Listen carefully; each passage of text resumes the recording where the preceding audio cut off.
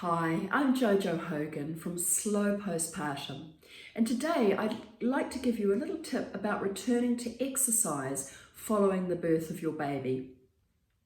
Now, one thing that many people don't realise is that the hormones of pregnancy and postpartum remain in your body for a number of weeks, if not months, following birth.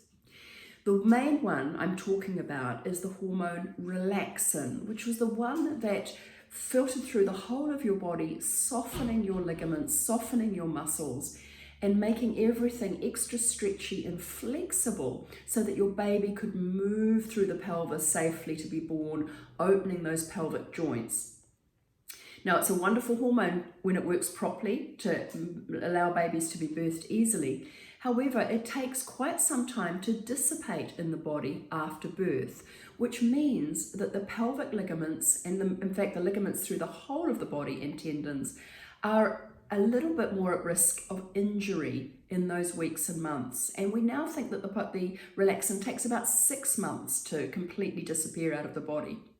So what that means for you is that you need to be quite careful and cautious about going back to any kind of high impact exercise following the birth. Now, many of you are thinking, I can't even think about doing any high impact exercise, especially in those first few weeks. And I would encourage you not to.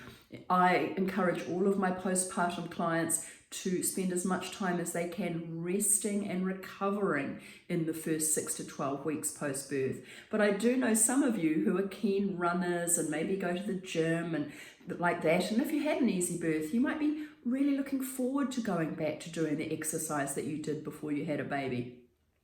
My words to you, however, is be very, very cautious. And I always remember a friend of mine, Yi Yeoman, who is a postpartum physiotherapist and a pelvic floor physiotherapist, telling me that postpartum women should not be going back to high impact exercise such as running or aerobics or CrossFit until 6 months following the birth of their baby. And that includes even yoga. Although I teach mums and babies yoga and postpartum yoga, you have to be very careful with your yoga practice to not be stretching too deeply, especially those of you who are a little bit more hyper flexible anyway, or doing those kind of high impact yoga such as vinyasa, etc. Always better to stick to a yoga practice that is specifically for the postpartum body, seeking out a postpartum yoga class if you can, that protects the ligaments and makes sure you don't overstretch. The issue is that if you go back to these high impact exercises too quickly, you could damage the pelvic joints and ligaments, you could increase your risk of prolapse of the uterus or bladder, and the pelvic floor dysfunction could become worse rather than better. So if in doubt, seek the advice of a postpartum exercise specialist.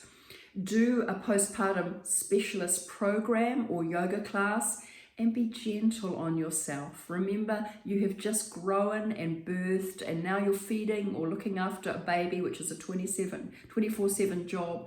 Be gentle, do less rather than more, focus on relaxation, and enjoy going back to your exercise program when your body is strong and able to bear the weight of those high impact exercises.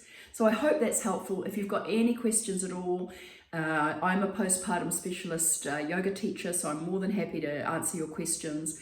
And please feel free to subscribe to my channel and follow me at Slow Postpartum for more tips. For my free ebook, you can visit my website, slowpostpartum.com, and I look forward to talking to you again soon.